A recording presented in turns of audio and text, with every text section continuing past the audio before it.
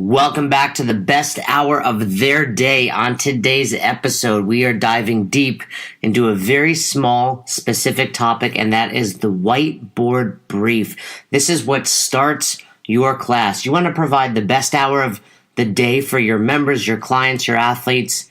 It starts at the whiteboard. And Fern and I are going to discuss this, and we've been a part of hundreds, if not thousands of whiteboard briefs, and we've reviewed and provided feedback for many as well on the box level at CrossFit seminars. We have seen a whiteboard brief go well, and we have seen it gone epically bad. So what we're going to do today is walk you through what makes a successful whiteboard brief. Short, specific, actionable, just like a cue.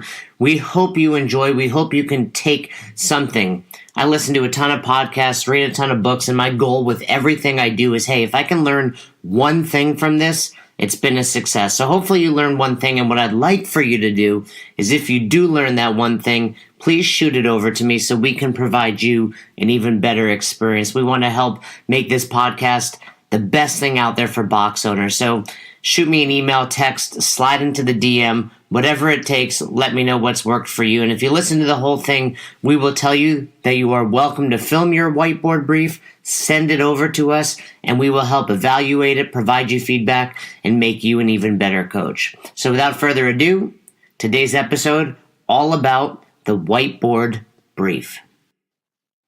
All right, best hour of their day is back. It's Jason Ackerman, Jason Fernandez here. Fern, welcome. What up, bro?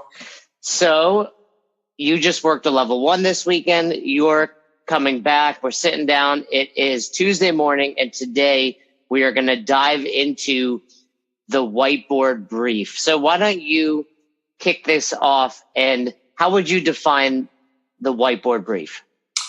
So first of all, I think this topic is far more important than people give it credit for. And I would define it as it sets the tone for the rest of your class. Like it is kind of the basis or the base or your slab for which you build your class. So you and I have been doing level 1s for a really long time, which means we've given no shortage of lectures and fielded no shortage of questions on lesson plans and how to run classes and the infinite number of what if scenarios. And I've got this athlete, and in my experience, that 3 minutes at the whiteboard mitigates virtually all of those scenarios, almost all of them.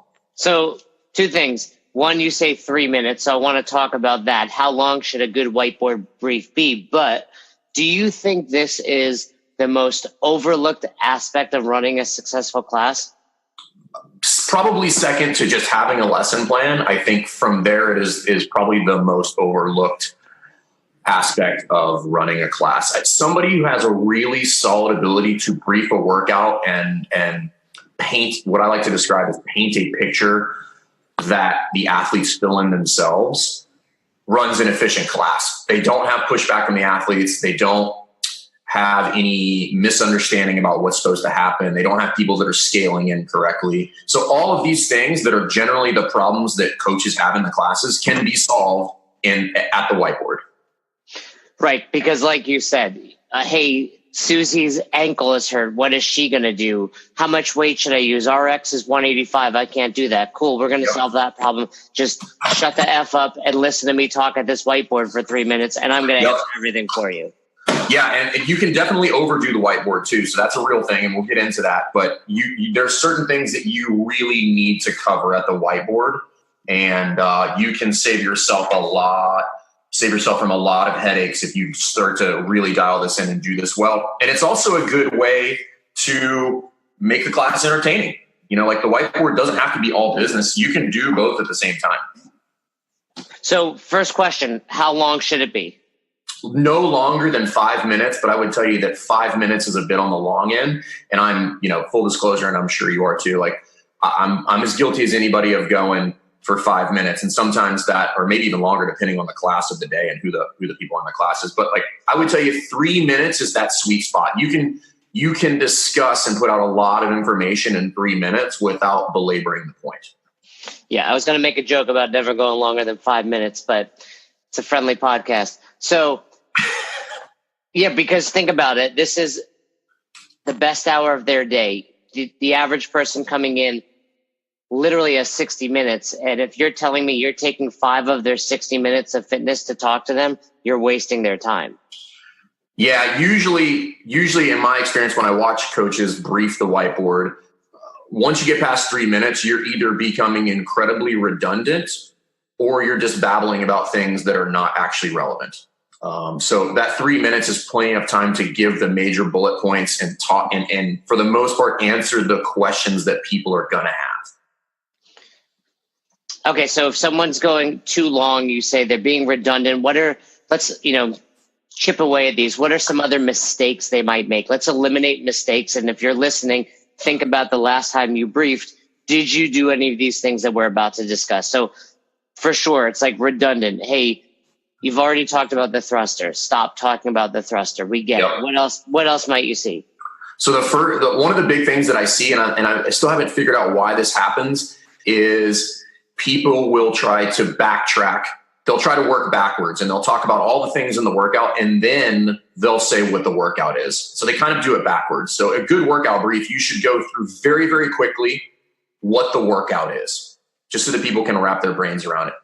Then you backtrack and start to dive in a little bit on the specific pieces for that workout. But anytime I see somebody do it backwards and they start to dive in or they start to explain the stimulus first, it creates problems and they end up having to do some rework in the brief. So I think there's definitely a specific order with which you should do that. I'm putting you on the spot, but do you feel comfortable kind of giving an example of that? Let's say for today's purposes throughout the whiteboard discussion, we're talking about Fran, right? Classic CrossFit workout. So where would you see this go wrong? So this brief would sound something like this. So I'll kind of do this on the spot. All right, guys, Fran, you guys know this is an iconic workout. This workout's supposed to be really, really fast. We want to make sure that we're not putting the barbell down. We want to try to make sure that we can cycle those pull-ups really, really quickly. Remember, the middle round of that 15 is really, really difficult. We want to try not to put the bar down, make those transitions really quick, and then they're going to start from there, working their way back into like what the actual workout is instead of starting with, here's the workout. And obviously you went at that fast, but things that you've said that maybe you would have expanded upon would be, hey guys, this should be unbroken. When you pick up that bar, you're hitting that first set of 21. We know the round of 15 sucks, but your goal is to go unbroken. And what you've kind of done there is subtly told them, hey, dummy, you can't go 95 today. Correct. So I think the first thing is, and it's weird because people skip this, is just tell them what the workout is and be fairly vague. Like if I'm trying to get the brief done pretty efficiently, like if I was going to do Fran, I would say, all right, guys, here's the workout today. It's Fran. The rep scheme goes 21, 15, 9. That means I'm going to do 21 thrusters and then 21 pull-ups and then 15 and then 15. And then we're going to finish with 9 and 9. So right there, because I think what a lot of people fail to recognize is more often than they're not, there's going to be somebody in the class who has not done Fran.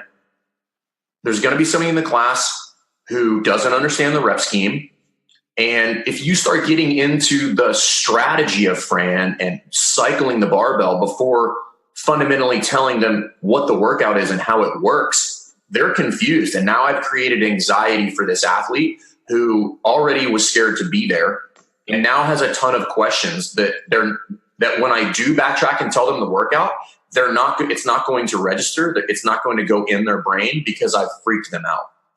I love that. I really do love that. And I think people listening should take that. We so often assume everyone knows what they're doing. Everyone understands what we're talking about. It's like, that could be someone's very first class out of on-ramp or fundamentals. And it's like, they still don't understand our lingo, our language. And they see 21, 15, 9. Is it of both? Is it of one? Is there something I'm missing? So it's like, hey, you're going to do this movement, then this movement, and move back and explain it in super simple terms. And I think the best way to do that is tell them the workout, tell them the rep schemes. And when I give that initial kind of like burst of what the workout is, I don't talk about any of the loading. I leave that out and I'll come back to it and I'll circle back to it because that's a different discussion altogether. But it's like, hey guys, we're going to do thrusters and then pull-ups. We're going to do 21, 21, then 15 and 15, and then 9 and 9. So even somebody on their first day is going to have a pretty good grasp of what the workout is at that point. Now I can start to dive into the strategy and the stimulus of the workout a little bit more, but you can't skip steps because you leave people behind. I like that. So you start off slow, you're layering it in. Then Correct. You get to, words you just threw out there as stimulus. So the whiteboard brief is really where you're setting the table for scaling. Yes. So you and I have a good definition of scaling. And what's the purpose of scaling?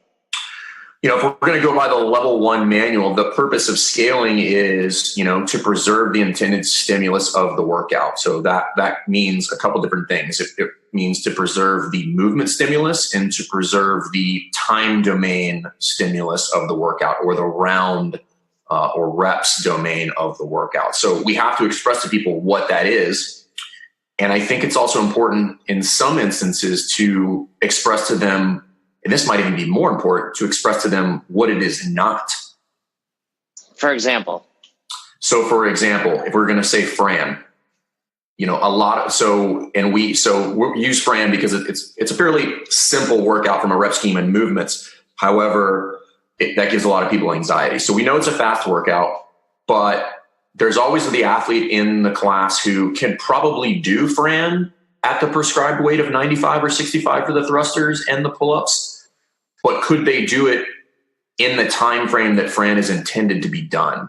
So I would say on the long end, the very long end, 8 minutes for Fran if you're going to do it prescribed. So in that, when giving the brief, I would say, hey guys, you might be able to do the thrusters at 95 and the pull-ups, but if you think this is going to take you 12 minutes, this is no longer the same workout. So let's scale the load, potentially even the reps, to something that gets us done in 8 minutes or less. And I think with every topic we discuss on here, we're going to realize we can really take these down some rabbit holes. And right now, this is endless. This is endless. Right now the goal is to focus on that whiteboard brief. But I agree with you, right? I had this conversation with someone at the gym. Like, there's a time and a place to push that RX and hit that RX button. But you're right. It's like, at what point? And I think you nailed it. Like, that 8 minute Fran is like, all right, congrats. You did it RX. That's a big achievement.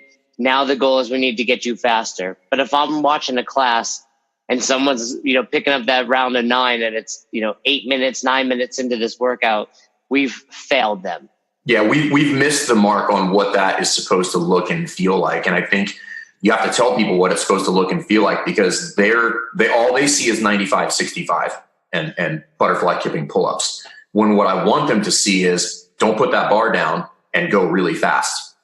And you and I will have a whole nother episode on effective scaling and how to do that. Yep. But I think you're right that it starts at the whiteboard, and I'll ask your opinion on this, but for me, a lot of times, and again, I think I'm diving too far into it, when I see a time cap, so we're doing Fran today, time cap 10, what that's telling me is you're not confident in your whiteboard brief and your ability to scale people. I agree with that, and I would even double down on that. I would also even go so far as to say you have no idea how that workout's supposed to be executed. Meaning what? Meaning that the coach who's giving that brief, if you go ahead and throw a time cap on that, you don't actually understand the programming.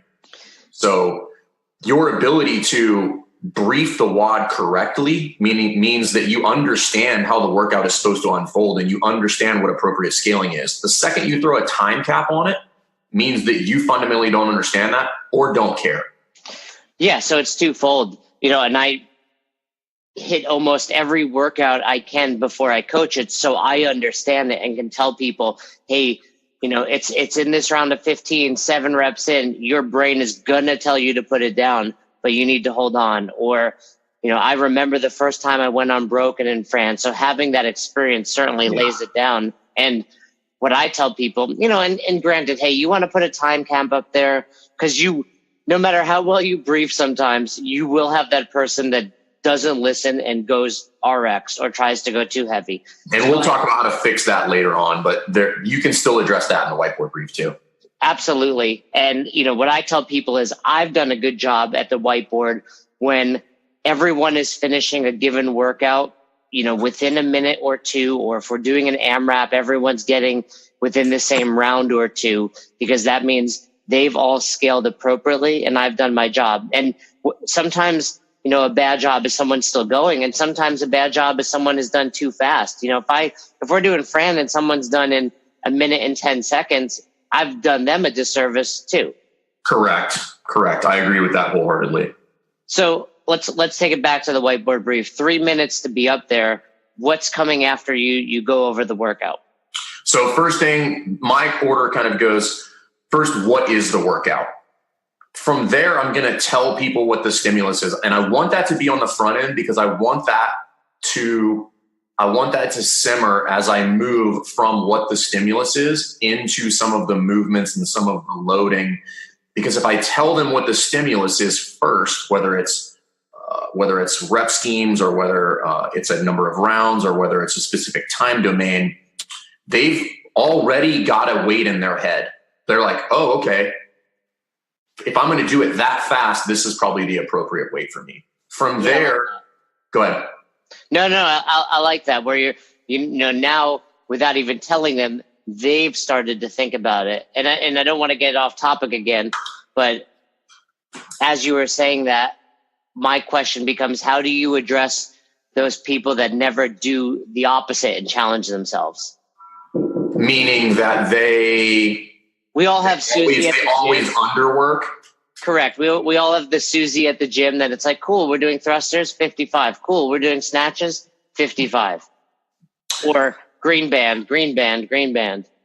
So that was what I would circle back with, and I would talk to them, once I get to the movements and the loading, this is when I talk to them about, something to the tune of, hey, you should be able to do this many reps at a time at a given weight, or this should take you about this long. So those people that are undershooting that, again, I'm covering down on them as well. So after I give that total stimulus, there's a lot of ways you can do that, depending on if you were going to use Fran, for example, and I'm shooting for 8 minutes, you would say, hey guys, this means on the long end, on the very long end, that your first round should be done in 3.5 to 4 minutes.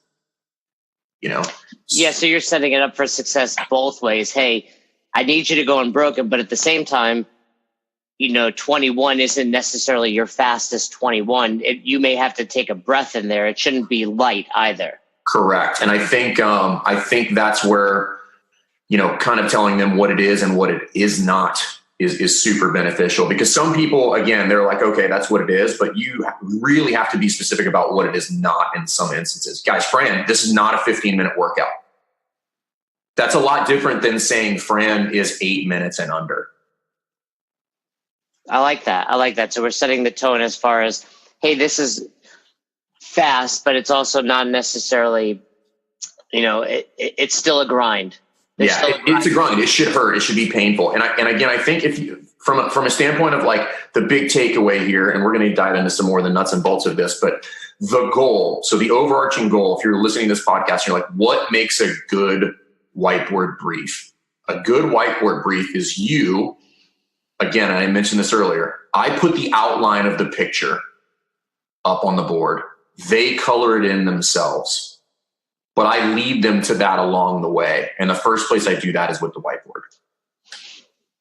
So as you're going through this now, where are we at? So we've covered, first, what is the workout? Then we kind of told them the stimulus. Now I'm going to dive a little bit deeper into loading, and then things like different scaling options. And you don't have to cover all the scaling options, but you should give the big ones. Like you should give the big ones, such as somebody who has an injury, or if they have an opportunity to use dumbbells versus a barbell, or if it's a complex movement, what are the different scaling options that are available? Again, you don't have to cover every single possible scaling options, but you should cover the top 2, maybe 3 for each movement to go into that, because you're going to know probably that 1 or 2 people in your class that's going to need something further than that. And you can address that a one-off. Or you can think of it this way. I can just address it right there so they don't feel like they have to come to me and be singled out. Yeah. I hear people kind of going back and forth on that. We don't want to single this person out. And I'm like, yeah, we do. Like, because they're going to monopolize your time. Otherwise, when you're trying to deal with the rest of class, they're going to come up to you. And that's cool. Don't get me wrong. But there's, for example, I'm going to coach today at 3:30 and we're going to have a woman, Kate, and she has a shoulder injury. So if we're doing Fran, I'm going to say, hey, Kate, you're using dumbbells, and on your injured side, because she still can move, you're going to use 5 pounds. Cool.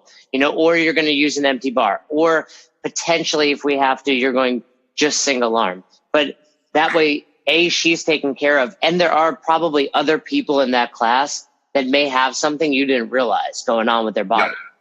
So if I was just going to give this brief, and again, we'll use Fran as an example just because I think it's easy. If I was going to brief that as far as movement, so let's say I've talked about what the workout is, how long it should take. Let's say, all right, guys, let's talk about these 2 movements. First, let's talk about the thruster. First and foremost, guys, at most, each one of these should be able to get done 3 sets max. So if you can't do 7 thrusters at the weight you've chosen, that's the wrong weight. All right. If you have an injury for whatever reason and you can't go overhead, we're just going to front squat. If you can't squat, we're going to do a push press instead. Okay. If for whatever reason we need to switch the barbell to dumbbells, let's do that. But let's make sure it's not going to be a one for one. So if you're going to use 95 on the barbell, we might not use 45s for that. We might want to go a little bit lighter. For the pull-ups, if you have pull-ups, I want to try to stick to pull-ups, but maybe 45 pull-ups is too much for you. Maybe we do 21-15-9 for the thrusters, but maybe we do 12-9-6 for the pull-ups. If we're still working on the pull-up, maybe we change that to a jumping pull-up or a ring row. So I want to stop you right there because you just touched on something tremendous. And I think I've not found a lot of CrossFit coaches that do this well. And that is, when we think about intensity, we think about load, time, and reps, right? Force, distance, and time. And too often it just becomes load. And, in the pull-up scenario, load becomes a band. It becomes a band rather than reps. Like, there's nothing wrong. And this is how I scale people. Same example. I got this girl, Teresa, at the box who can now do pull-ups. She can't do 45, but she can probably get 9, 6, and 3. Because as she's getting tired, the pull-ups are going to go. So there's nothing wrong. And there's plenty of people out there that can move the load. So they move 21 thrusters, and then they do, per your example, 12 pull-ups, 15 thrusters, 9 pull-ups, 9 thrusters, 6 pull-ups. They're getting that same back and forth stimulus, and they still may have to break up the pull-ups, but they're not just completely, changing it to banded or jumping. And that's something I'll cover in the brief. And I'm pretty pointed about this. I'll say, listen, guys, if we have a skill, if you have pull-ups, we're doing pull-ups. We're going to modify the volume accordingly. So if you have muscle ups, maybe it's a workout that has, 5 to 7 muscle ups in each round. I will tell people, if you have muscle ups and that muscle ups per round looks like 1 or 2, that's what we're doing. Because if you're not working on that skill, you're never going to get better at the skill. Same thing for double unders. If you have double unders, but you can only do them sporadically, we're going to do double unders. We're just going to bring the volume down so that it's appropriate. But when you're given that brief, don't just automatically punt people over to, lesser movements. Yeah. And I don't want to dive too far into scaling because I think we're going to have, quite a few episodes on that, but don't be the coach that's just like, okay, it's pull-ups, go get your band every time. Like, no, that's a massive mistake. Right. It goes back to you as a coach understanding the workout. Fran, you and I hop on the bar, not bragging, but we're going unbroken on 21 pull-ups. So we have to understand that's the stimulus. We hit a workout like Angie, for example, with 100 pull-ups, all of a sudden there's a different game plan for those 100 pull-ups. Exactly. We have to scale people towards that game plan. But let's take it back to the brief because we can go off topic here. Back to the brief. Continue. One other strategy that I will utilize sometimes because the athletes just don't think about this, and this is more, if you're a little bit more seasoned in CrossFit, this is a really, really good last little thing to sprinkle at the end of the brief to kind of force people into scaling. So give the total volume, because if you just give rounds and the reps, those numbers are deceiving because they only see 21 or they only see 15. They don't see the total volume. So sometimes you have to tell them what the total volume is, and you might have to do that beforehand. But for instance, if the workout is like 10 rounds of 10 and 10, let's use 10 rounds of, make it up on the spot, 10 rounds of 10 pull-ups and 10 wall balls. And people are like, oh, I can do 10 pull-ups. I'm sure you can. But remember, guys, this is 100 pull-ups. And that paints an entirely different picture, again, that they start to fill in themselves. And they're like, I can't do 100 pull-ups. So they don't even start to bite off on 10 and 10. So sometimes adding that total volume in there for those people that you think are going to make a bad decision is a way to talk them off the ledge. Yeah, and that's a really great point, something I often don't even think about. You're right. What do we always say about CrossFit workouts? Like, the more simple it looks on the whiteboard, the more devastating it is. Absolutely. And you're right. A workout like that. And what people also don't start to think about going into that is a workout like that, where you're 10 and 10, the functions are different. So you're fresh, going back and forth. Hence you can move faster. Hence you're getting more intensity, which is going to obviously lead to results, but also what leaves you feeling beat up the next day. So, well, it also lends itself to stacking up volume faster than you anticipate, right? So you're going to get to a pretty high number fairly quickly, which has its own set of problems. You break down in technique, or we start to get to, muscular failure, stuff like that. So again, you have to paint that picture that person who was kind of on the fence is like, I'm not doing that. I can't do that. Like, that's kind of what you want them to say in their mind. They're like, that's not appropriate for me. So you've created this outline, like you said, you're letting them color it in. Now you've discussed the overall volume. What comes next? From there, I'll ask for questions, and then I'll give the opportunity for people to catch me later. I'll just say, hey, listen, is there anything that I didn't cover or any questions that anybody has? And I'll either get one or two questions, and that's a different thing. If I get a question, that generally means the brief wasn't good enough. And then from there, I'll be like, hey, if we need to have any other scaling that needs to go on, get with me as we go through the warm-up. But I'm going to give them that out. I'm not going to ask the group for injuries, because you're never going to get that person's going to say that they have an injury. If they do, they're probably an OG in your class who doesn't care, but the vast majority of people will not. So just open that door for them to come grab you as they go through. Yeah, or they start moving and realize, hey, I am really sore from yesterday, or I had a tweak that I wasn't aware of, and they'll come up to you. And if you've done a good enough job at the whiteboard, a lot of those questions should be answered. And you're always going to have your members that weren't paying enough attention, and then they ask you a question anyway. But yeah, You're right. For the most part, if you've done your job, your athlete's like, cool, let's go. Yep. And there's one other thing in there that I'll add, and this is workout dependent, right? So this is not an all the time type deal, but depending on your gym, your space, your equipment, the workout, the number of athletes, you may need to briefly touch on any sort of logistical plan that may need to unfold. So for instance, we have 10 ski ergs at our gym, but I'll regularly have more than 10 athletes in the gym for a workout. So let's say it's 19 athletes in the class and I've got 10 ski ergs.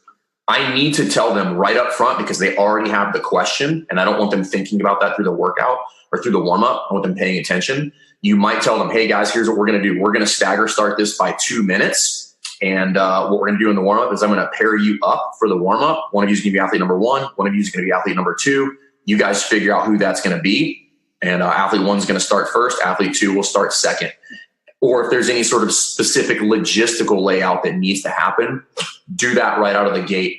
For a while, we had a little diagram, like a diagram that was it was laminated and was pasted to the whiteboard, where we would literally draw before class the logistical layout of all the equipment. We don't do it anymore, but it does have tremendous value depending on the complexity of the workout. And then I think a lot of that will be covered when we dive into creating a timeline, because that's really just being prepared. Be prepared for your class. Even a workout like Fran, depending on your box, you get 20 people showing up. It may be floor space. It may be pull-up bar space. This may be where you say, hey, we're going to partner you up today. And then it becomes making sure people don't go back and forth in the middle of a workout. Like I'll do 21, you do 21, because you'll get people that do that wrong, or one partner finishes and the other goes. So it's really a matter of being like, if we are going to partner you up, hey, we're going to partner you up. We're going to run 2 heats. One person's doing the entire workout. When you're done, cheer on the next person. Do not start. All those things. Basically be clear with your direction. And if you have a plan, it's going to be easier to execute all of this. Yeah. And like I said, that's not an all the time thing. You will generally know when that needs to happen. But you definitely want to at least address it, to kind of let people know that you've got it under control, because everybody always assumes that you haven't thought of that. Like I've got athletes that have been with me for like 6 years, and they'll be like, what are we doing? I'm like, when was the last time that I did not have that sorted out for you? And they're like, oh yeah, you're right. And I'm like, so just go ahead and put it out there. So everybody's like, he's got it under control. I'm not worried about it. Right. Like, oh shit, I didn't realize we only had 10 ski ergs, even though I own the place. Right. Like, I love it when people think like I figured out what Fern didn't know. Like we got this. Got him. I'm like, yeah, sorry, no thanks. So, I mean, really, that's what creates a great whiteboard brief, which ultimately, and I really think it can't be overlooked, because people are coming in from work or before work, even more so in the morning. It's like, I don't want to think. I just almost want to be told what to do so I can focus on moving well, having a good time, and getting a great workout. And I think it's overlooked, the importance of that whiteboard brief. I've taken classes where there really isn't even a whiteboard brief other than, take a look at the workout. So you're doing your members a disservice by not setting them up for success. Yeah, massive disservice. And be prepared. And this is one of the most frustrating things as a coach, but it just is what it is. It's par for the course and it's part of the job. You're going to have to repeat yourself. There's always one athlete in the class. You finish what is the most immaculate whiteboard brief, and they'll kind of look at you, and then they'll say, "So what are we doing?" Yeah, or I've been there. Or you finish it, and then you hear the toilet flush, and you're like, "No, someone was in the bathroom during that." And again, and I think this goes back to the name of the podcast, best hour of their day. Like, too many people are hard asses there. Like, I love, like, for example, I'll use Kate. Hopefully she's not listening. She's a real person, and she's crazy. She's crazy, but she's the cool crazy where I can joke around with her. I'd be like, hey, Kate, are you going to pay attention today or what? And she'll laugh, and like, it should be fun. And if you're at the whiteboard not having fun and being too strict, that's a problem too. It needs to be a conversation, if you will. Yeah, 100%. And that's a skill set that's developed over time, is the ability to kind of to joke around while giving all the pertinent information and interacting with people. You're not going to be able to do that at first. Like, you're just going to have to give the whiteboard brief, as like bullet points from a white paper, and it's going to sound super dry. But once you get comfortable with that, and a lot of this has to do with your preparation, then you can kind of loosen up and you can joke around, and you can be like, I've got the same member. I'm like, hey, Adrian, we're not going to be using 135 pounds for the thruster bar today, even though you probably think you can do that. And everybody will be like, you were definitely going to try to do that. And I'm like, yeah, it's not happening. And that, that's the art of coaching and knowing your clients. I've made that mistake where I call people out and they're upset with me after because they're not like, you can bust my balls all you want in class, right? Yeah. But we all know we have guy friends that if you do that, they get embarrassed, they get mad at you. So that just takes time. And I would say err on the side of caution. It's like, never ask a woman if she's pregnant, right? Same deal. Unless you're 100% certain you can joke around with this person, don't do it in front of the class. Yeah, I would agree with that wholeheartedly. And then I love it. That's when you can really throw in your own flavor, if you will. So I want to ask you about yours. Like, for me, I like to tell stories about workouts. If we were doing Fran, I would tell them about, how I did Fran at my level 1 in 2007 and thought I was hot shit, and it was 8 minutes and 30 seconds, and that's my humor, Joe. And then eventually, maybe even throw out that brag of like, hey, my best is 2:44. It's on YouTube somewhere. But let people know that you've lived it. What I don't like is I see a lot of coaches kind of talk about like the CrossFit games and this athlete and that athlete. And it goes back to what you said earlier. It's like, some of these people don't even know what a thruster is. You start talking about Matt Frazier and Tia Claire, and now they're like, should I know this? Who are these people? Why don't I know this? And it's not as enjoyable for them.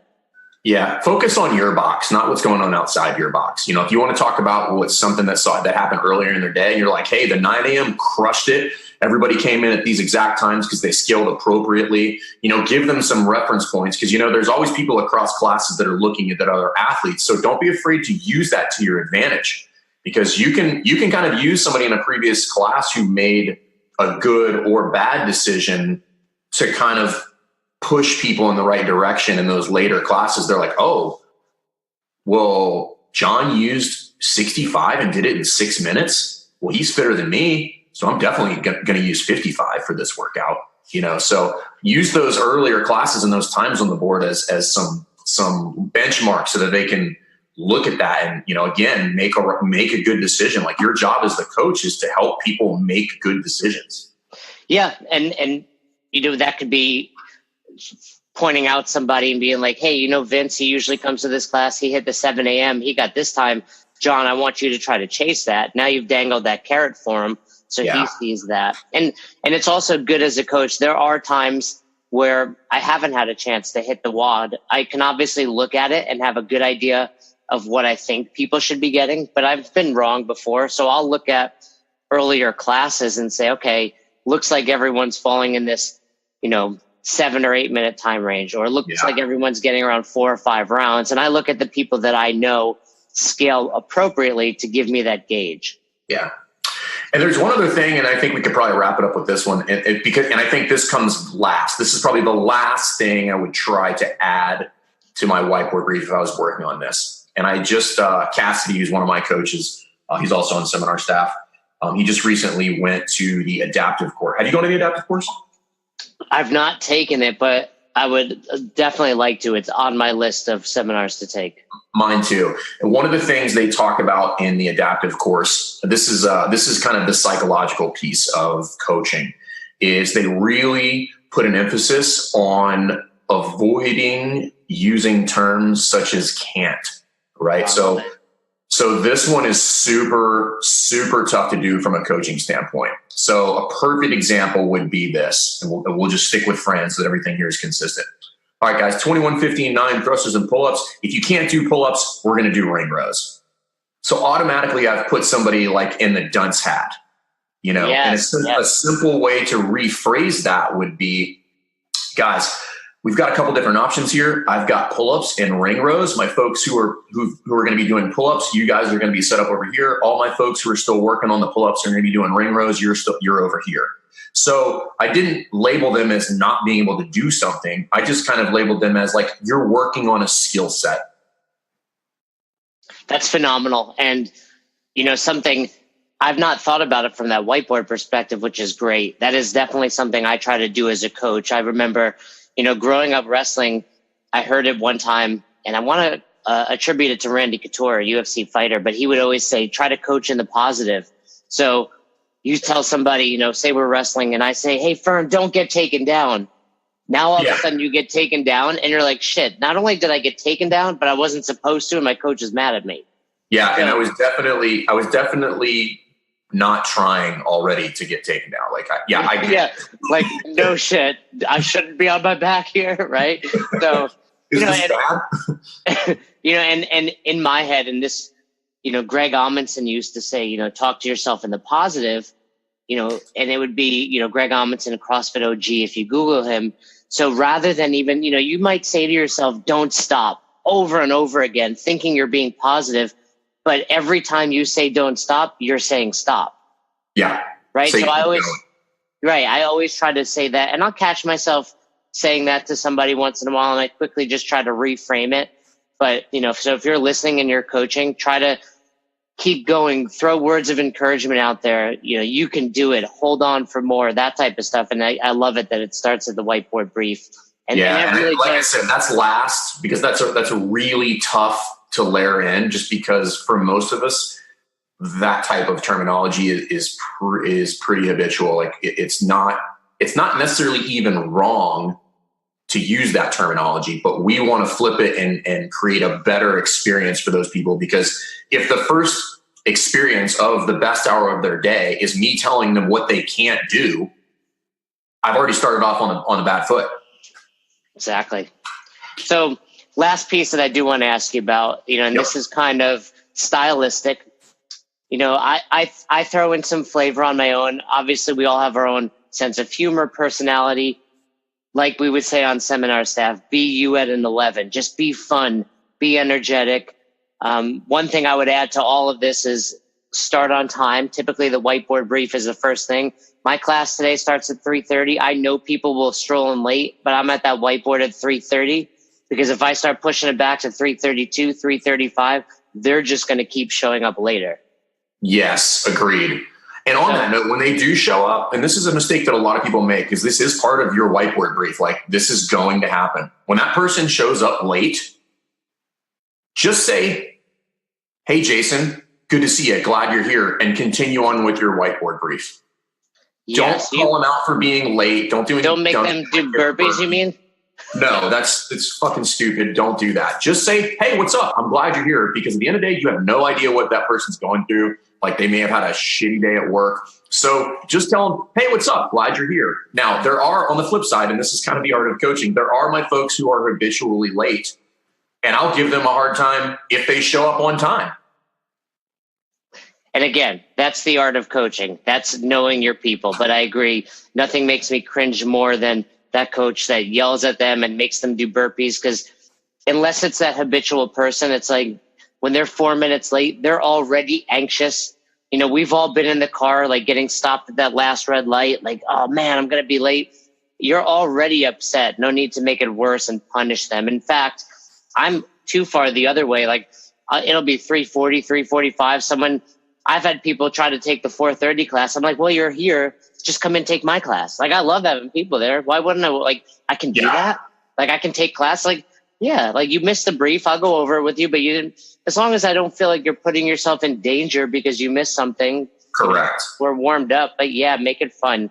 And then just as your own spin flavor, do you have anything you do? So for example, I don't do this every day, but I'll think of a goofy question, like an icebreaker, especially when there's people there for the first time out of on-ramps or elements. It could be something just like, what's your favorite movie? What was the first concert you went to? I like asking, what sock do you put on first? Do you ask questions of the day, or do you do anything unique at your box or for you? I don't do any of those. I've tried those. For me, those kind of get out of hand. I will ask pretty frequently. I'll ask them about previous workouts in the week that I know were pretty rough. And that generally creates a little bit of dialogue in the group. They're like, oh God, that workout was terrible. My legs still hurt. And they're like, oh, I skipped it. And they're like, yeah, you're a shitbag. Next time, show up.